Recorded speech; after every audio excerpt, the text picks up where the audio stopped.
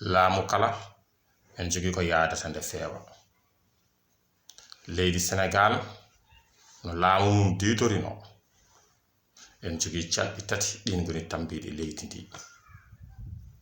Ɗin calɗi ko salndu nduɗo ngo ganduɗa kañum tagnoru, nduɗo woni sarɗinoju, nduɗo woni ñaworu. Salndu tagnoru ndu ko ɗum woni hoorejo leydi ndi kañum e jagorɗe muɗum woni conseil, woni pouvoir exécutif Faranse wi. Pouvoir législatif ko toon nulaɓe suudu sarɗiji ɗi goni, ko ɗon sarɗiji leydi ndi ko toon ɗi taƴate.